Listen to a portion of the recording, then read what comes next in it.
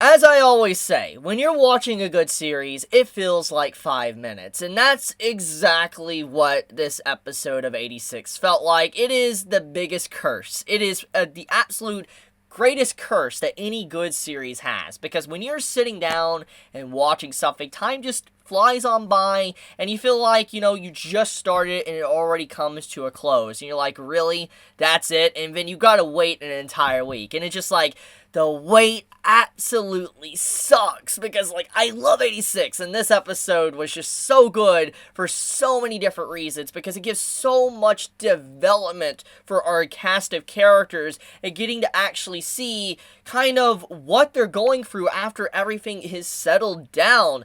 I feel like many will love this episode because of the symbolic nature and the story it tries to showcase through its visuals without words. That is something that really I love about this episode. So let's talk about that.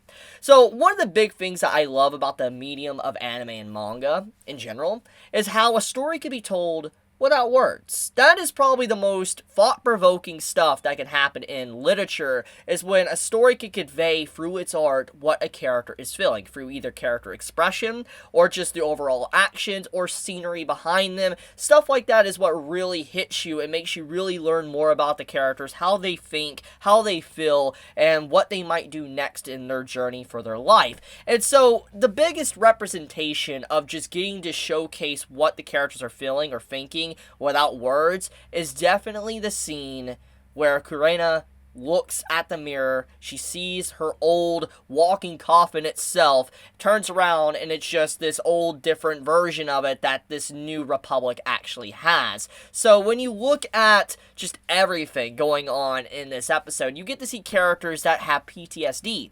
They have trauma, the effects of they feel like they have no purpose, they feel like they don't belong anymore, and it's a very interesting take. It's a very sad take for the characters, because I feel like this is realistic. This is something that I feel like a lot of war veterans in real life go through. If they have known war their entire life, they have done nothing but fighting and have war, when they finally put down their weapons, they put down the armor or whatever, and they go back to their daily lives, their house, and peaceful living, it's gonna feel weird. It'll feel like it's unnatural, not normal anymore. And that's what this episode really goes to show, is that when we think about everything that we've seen from 86 thus far, it's been nothing but war, conflict for our characters. They've gone through so much pain and loss. And you have even characters like Shin questioning, is it okay to live this life, to try to forget everything and move on with his life. The entire dream sequence is very thought-provoking to the character, because it's him questioning, what does he do next? Does he accept this peaceful life, this break, this vacation that he has been given? And does he try to continue it and go forward with his life to have something peaceful, maybe build a family? Or does he go back to his old ways and continue that fight once again? It's a really interesting discussion that this episode brings up for 86, that our characters, regardless of the peace that they have now earned themselves, they are willing to throw themselves back into the lion's den to be able to keep fighting, because once again, that's what makes them happy, and that is what they only know. So, just instantly props to this episode for just bringing up that discussion and making it so thought-provoking to the point that it's just like, I want to really dedicate a lot of time to just talking about, analyzing the structure of the characters and kind of what would happen if they would have continued down the path of peace, if they would not have actually had to fight anymore. And that's something to actually talk about. One of the things that this episode brings up is that if Shin did not have anything to fight, he probably would have no reason to live. And this is something that I feel like people don't really understand, is that purpose is something that is a really driving force for characters, people in general in real life. Without purpose, without a goal, you just stagnate. You sit there and you don't really accomplish much. You don't do anything. You stagnate, eventually you wither away and die. You're no longer that individual you once were. You're more of a shell. And that's pretty much what the episode was implying, that Shin would probably become a shell. He'd become something of his former self, something completely different, and he might not even have purpose to live anymore, which is incredibly sad the way the episode puts it, but it is a perfect way to showcase the grim atmosphere that 86 has been setting up for a long time, and that maybe the characters dying on the battlefield really is what they want, because it's like they don't really know what to expect. They don't really know if they want anything other than war itself, because once the war ends, what do they really have anymore? And they fought for so long, for so many years, and lost so many people, they feel like it would be such a disrespect to those that have died to just live an easy life all of a sudden. So yeah, it's interesting, this episode, and I feel like them going back into combat is definitely something to be expected in terms of story. I mean, they're gonna obviously go back to fighting, but I feel like the way they're fighting now is just so different, fundamentally different than what they were doing in the past, and let's explain that concept. As we know, they were 86, basically slaves. They were thrown to, fight for this, country that didn't really care about them and didn't even consider their deaths as actual deaths. They said no casualties whatsoever, and so they were forced to fight. However, now it's very different. This new country that they've joined, they're willingly choosing to step into combat and fight. They're actually not being forced to, which is a fundamental difference. It showcases that, the overall motive is very important. If they're willing to fight for their country without being forced to do it, says enough. But if they're being forced to do it, it's like they're in a cage in a prison.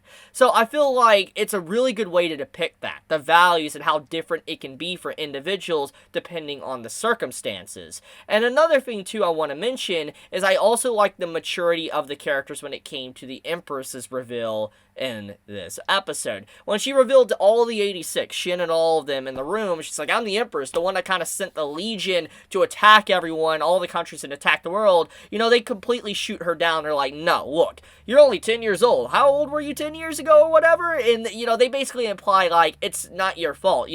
The child is not responsible for the sins of their parents or their, grandparents or whatever. That's what they're saying. It's like, you really think we're going to take our anger, our aggression out on you when you literally had nothing to do with the decisions that happened decades ago? I really like that. I think that's a really interesting way to showcase the growth of the characters as well, that their anger and aggression isn't really being pointed at anyone that they can point their aggression at. They really are keeping their anger towards the people that kind of enslaved them, but also the Legion that they've been fighting for years. So there is a lot of character development, a lot of characterization, and I really do like the Emperor's character that has been introduced.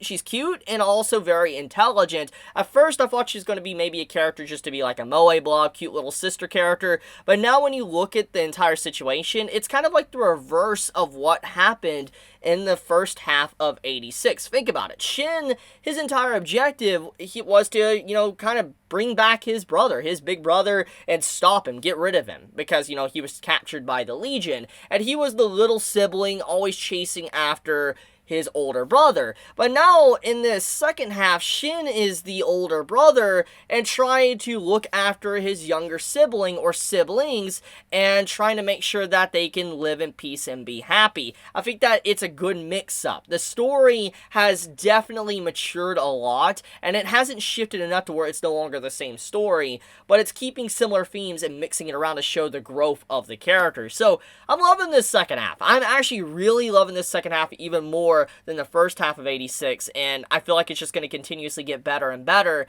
and I cannot wait to see when maybe they might take the fight to where, like the Republic is at, take it, go back to the people that enslaved them. Will they try to free the other 86? Who really knows? But I guess I'm going to wrap it up here, though. It's a good episode. Go watch it if you haven't yet. 86 is a fantastic series, and I cannot recommend it enough. Like, seriously, if you want something good to watch, go watch 86. Amazing series. But okay, guys, I love you. You have a wonderful day or night wherever you live. If you, enjoy my content, please subscribe. If you got this video, please leave a like. It does help me out, helps with the algorithm, and also hit that bell icon down below as well, because if you want to get notified for whenever I upload a video, hit that bell icon. And even if you don't want to do it for me, do it for the YouTubers you do watch on a regular, because it does allow you to see their content. But okay, leave it at that. Be safe, stay healthy. Chibi out.